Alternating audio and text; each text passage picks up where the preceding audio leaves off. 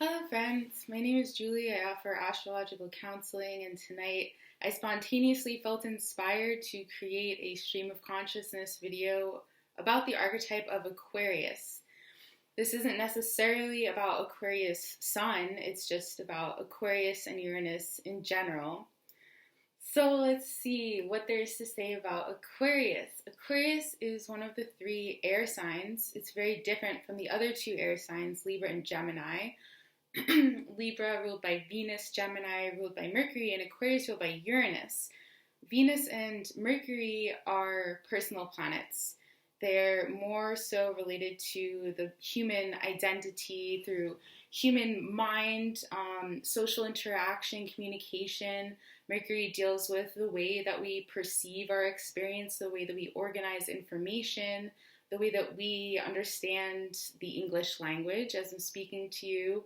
It's the way that our human mind comprehends and organizes information. It's our concepts, it's the story that we tell of our lives. And Venus with Libra is more so dealing with communicating with others, connecting with others, the give and take that happens when we're social. Although Uranus is way far out there, it's an outer planet, and it's more so those flashes of insight, claircognizance, when we just know something. It's that higher octave of the mental energy. So if the human mind is understanding me as I'm speaking to you right now, has certain ideas, organizes information a certain way, the Uranian mind is more intelligent. It's like a hyper intelligence. It's also awareness. So metacognition, awareness that we are aware.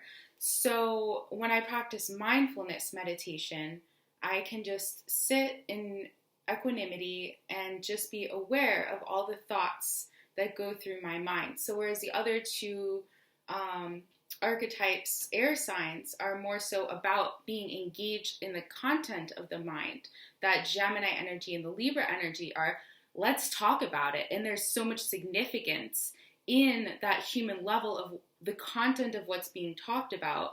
The Aquarian is this meta level. It's that awareness level that's stepped back, where there's the observation, we are having a dialogue right now. There's the observation, oh, this thought is running through my mind and I feel it pulling at me, and I can just be aware of the pull to go into the mercurial mind and to entertain the thought and to go into an inner dialogue with it.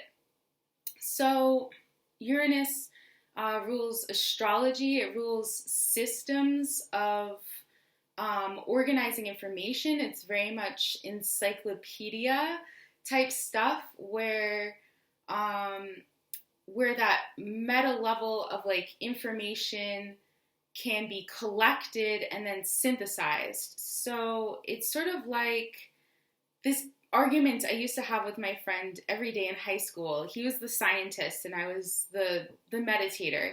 And I would say, everything is a mystery. We don't know what the foundation of our own existence is. And he would say, no, everything can be scientifically analyzed and understood through experimentation. Like, everything can be organized. And so the Aquarian is that far stepped back. So it's saying, yeah, the human mind, the mercurial mind, can't understand that much, really. It can understand what it is here to understand. It can understand mercurial information, like me talking to you right now. The Aquarian, the Uranian mind, Uranus ruling Aquarius, is the intelligence, that like created, so to speak, Mercury. That's a big statement to make. Not necessarily created, but it could have the capacity to. It understands the blueprint. It's that higher level cognition beyond what our human conceptual minds can understand. And so, also Uranus, in terms of synthesizing information, it can rule things like nonviolent communication or authentic relating, where we have formats for dialogue, where there's this meta level of, okay, I can use this template, this sentence stem template, to express I need this. My feelings are this, and my story is this. And having those templates for dialogue, if you've heard of imago dialogues or other types of conscious communication tools, that's something that the Aquarian Uranian energy can offer, so that we're not just engaged in the mercurial Venusian mind where we are really engaged in what's being said, but we can also step back and say, okay, when I hear you say this, I make it mean this, and I feel that. So we're able to step back. Keep saying that. It's this higher octave, zoomed out from the dialogue of every day. So also, what a fast talking. Because Uranus is those flashes of insight, because it's beyond the human mind, sometimes, Uranus is that lightning bolt. It can be trauma, it can be shocks, it can be earthquakes, sudden disruptions, like betrayal, something where you're going along in a flow, and then all of a sudden you're like, wait, what just happened? And you have to kind of step back from your life, step back from the situation you're engaged in to reflect and be like, how did I not see that coming? How did that betrayal happen? How did that shock happen? And to kind of catch up to what Uranus wants to bring your attention to. So, for example, if you're in a situation too long, if you're in a relationship too long, if you're too comfortable in the house that you're living in, when it's not really serving you anymore, something like that, a Uranus transit might come in to disrupt it severely, so that you can have this higher level understanding and awareness of why did that disruption happen for me. When your mercurial human mind opens up to say Uranus, higher information, tell me why was it more in the divine organization of the sacred geometry of the organized universe, of this intelligent design, why did this happen? And then you can retrospectively understand like all the things that you weren't seeing all along, that Uranus saw, all the fault lines that were there, all the little rivets and the unstable foundation, like the Tower card in Tarot, the unstable foundation for your relationship or for your living situation or for whatever it was that got struck down by a bolt of lightning, to crack your mind open to see the situation, to see things that you had been overlooking in the situation, and to gain a higher understanding about the situation that you otherwise would have taken for granted. So what's really interesting about Uranus, about Aquarius, is that it's a fixed sign, and it's very different from the other fixed signs. If I think about Taurus especially, or Leo, these signs, when I say fixed, it's really simple to understand. It's just they like routine. They like things to be predictable, stable, reliable, steady. But Aquarius is essentially unpredictable. Like I just described with Uranus, that energy just comes in and totally disrupts for the Taurus and the Leo fixed signs. That Uranus is in a square with Scorpio also, the fixed cross, and that Uranus square energy can come in and disrupt where we find stability, security, routine, through those the Leo, Taurus, Scorpio energies. That Uranian Aquarian energy comes in and disrupts. So why would we consider Uranus a fixed sign, Aquarius a fixed sign, if Uranus is so erratic and disruptive? Wouldn't that be like mutable? Wouldn't that be changing? Well, the thing is that Aquarius really needs the freedom to be erratic.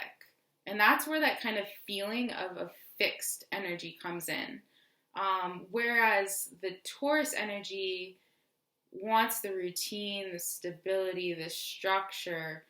The Aquarius energy needs the freedom. And if there's anything limiting that freedom, limiting a feeling of independence, like I can just take my space whenever I need it, I can be on my own terms, If anything comes in and starts restricting that Uranus energy, that's when it explodes, and things change. So it's sort of hard to put into words, but yeah, the feeling of why it's fixed and why it feels fixed is because it's stubborn in the sense of needing the freedom to be erratic. So it needs, the Aquarian energy needs lifestyle choices where it can be free and it doesn't have to be within a structure, where it can be on its own terms.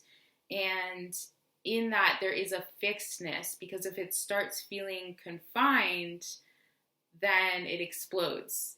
You know, the Scorpio might break down if it doesn't get its routine. It might just emotionally be really upset. The Taurus will feel anxious and hypersensitive and like, I need my routine. The Leo will feel powerless and start being a control freak. But the Aquarius, it's if someone tries to control the Aquarius, and so there you can see the Leo energy squaring the Aquarian energy. If that Leo energy is trying to control that Aquarius energy, it'll explode. It needs to be free. Okay, any other stream of consciousness, Aquarius? Okay, equality. So humanitarian. What's up with the humanitarian and this idea of equality? So the Aquarius energy is able to, like we said, see this meta level. It's kind of able to analyze social structures where it can see this meta level. So for example, if I'm looking at apples and oranges and figs and pears and peaches and nectarines and grapefruits, and they're all different. But then the Aquarius energy steps back, and the Aquarius is like, well, they're all fruit, don't you see? They're all essentially, I can categorize them, they're all fruits. They all fit into this the scientific perfection of fruit. And so with that comes equality. When we're able to step back and see, you guys are all human here. We're all one human body. We're all equal in the sense of the common denominator of our essence. And so it's sort of that ability to step back and look past all of the Gemini, Mercurial, detail-oriented differences. It can synthesize all the differences and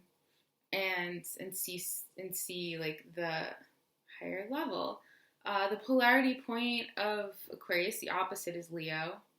And that also does, like, it's kind of like yin yang. When I look at oppositions, it's like there's a little bit of each in both. They balance each other out. And so as detached as the Aquarius is, it's entirely mental energy. It's impassionate. It can be described as cold, not feeling. It's at an inconjunct to Cancer. So the Cancer energy might feel like the Aquarius energy doesn't care. It's unemotional. It's just too analytical. It goes into psychoanalysis instead of compassion. It does have heart, though, because it's in that balancing seesaw with Leo energy.